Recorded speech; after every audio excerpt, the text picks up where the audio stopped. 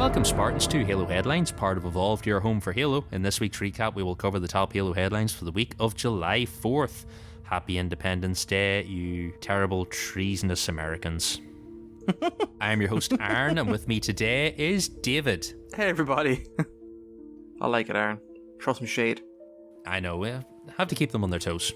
Before we get started, we will do a little quick social. So, we take a minute to thank all of our patrons for your continued support. Your contributions help make everything possible, like this week's content, which is the first time in quite some time that Halo Headlines has been back on the air. Thank you very much to all of our patrons.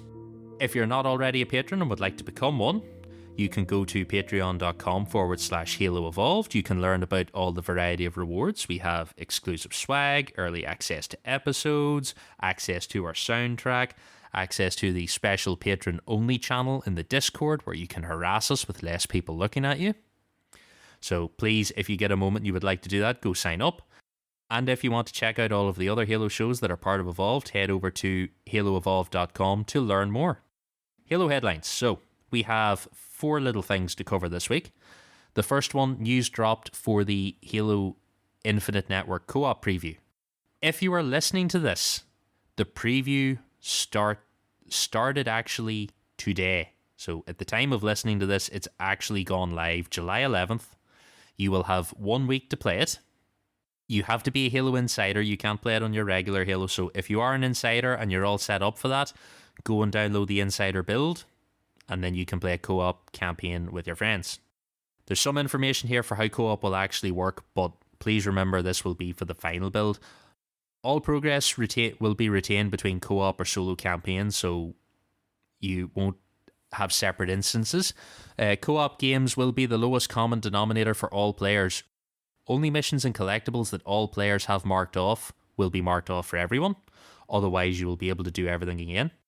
It works between all Xboxes, PC, and streaming. Co-op games are hosted on dedicated servers, just like Halo 5.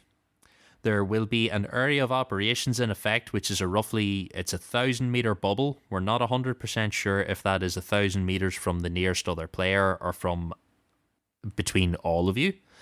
But you'll get a warning at 800 feet that you're getting too far away, and at 1,000 feet you will be killed for going respawn or for going AWOL and respawned at your nearest teammate. We'll have to see how that actually plays out in the final game. Like we said, the flighting will take place in the week of July 11th. It will have started by the time you're listening to this now, and it's the Insider-specific build, so your progress in the flight will not count back into the regular game. I'm very excited for this, David. I am very excited to get campaign co-op and mission replay feature, which we're about to talk about. So they obviously go hand in hand, but obviously everyone always says this should have been here at launch. Whatever, we're getting it. It's coming back. I hope they make a big deal about it and make a big push to get people back in playing this. Because I can't wait to play Halo Infinite co-op. It's just perfect. It's going to be so good. Yep, I'm looking forward to seeing what sort of crazy stuff we can do in the campaign together once you figure out how things work. So it'll be fun, and it'd be nice to sit down and just play some co-op.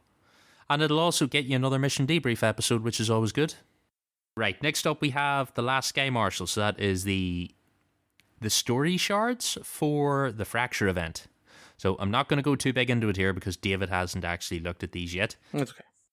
And we're also going to do an Infinite Impressions episode on it, so we're going to save all the lore. But the short version of it is slightly shorter installment this week. There is a decision to be made at the end of it.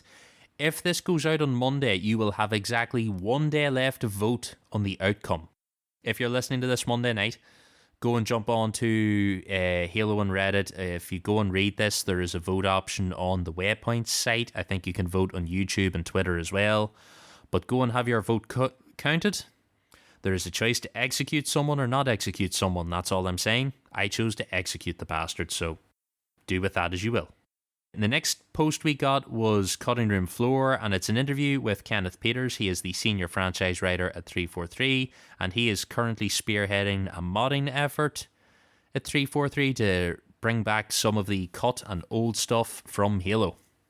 So there is an awful lot of material to dig into this interview. It spans all the way back to the Macworld build of Halo as an RTS and has cut stuff from Halo Combat Evolved and Halo 2 as well. There's vehicles, wildlife. It's a crazy initiative. It's crazy.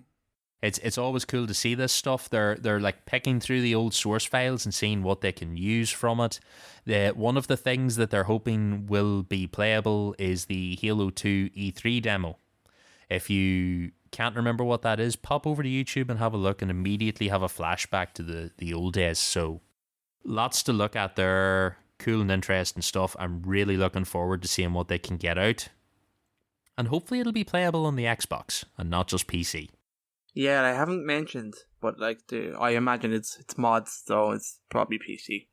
Yeah, I'm just like quietly hoping that some games include like a selection of approved mods on the Xbox, like the Skyrim editions there. So yeah, I'm kind of hoping we might get something like that for this as well.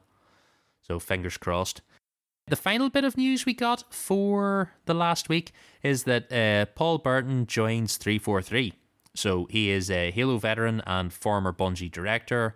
Paul joined 343 Industries as the studio technical design director. Burton worked on Bungie's 5 Halo games before leaving the studio ahead of its work on Destiny. The news was shared on Twitter by Joseph Staten. He said, "I'm happy to confirm that Halo veteran Paul Burton has joined the team as studio technical director. Paul and I met in 1999 back in Bungie's Chicago days and then shipped Halo 1 to 3 ODST and Reach together. I'm thrilled to have Paul helping lead the future of Halo Infinite." And since leaving Bungie, Paul has worked for a number of studios, including Undead Labs, who made State of Decay 1 and 2. So, very exciting to see more old school Halo faces coming back to the franchise. It's interesting. Interesting seeing people coming back now. You definitely get the feeling that Joseph is out there rustling through all his old Halo contacts and going like, do you want a job? Do you want to come back? We could use you. So it'll be cool to see where all this goes and what we get from it. And that's like all of our Halo news for the last week. Nothing too strange or exciting. And some of it's exciting. Some of it's exciting. Yeah, things are picking up again. Like the co-op news is exciting. Like I said, if you're listening to that, get a chance to go and test it. Let us know what you think. Feel free, I will jump ahead here slightly. Feel free to drop us a voicemail if you have thoughts on the co-op flight, because I'm not going to be trying it out, and if you get a chance, I'd love to hear what you think of it, but we will feature you on the next live news for next month. We'll play your voicemail if you have thoughts on it. Right, I think with that we will jump for this week. We will keep this short and sweet as we return to Halo headlines. Thank you for listening and joining us. Like we mentioned at the top of the show, if you enjoyed this episode and want to listen to more Halo content, please check out Evolved's website, evolvedhalo.com. It features a library of all of our shows: Podcast Evolved, Mission Debrief, Builds with Blocks, Halo Gear Guide, Halo TV Plus, and Halo Book Club.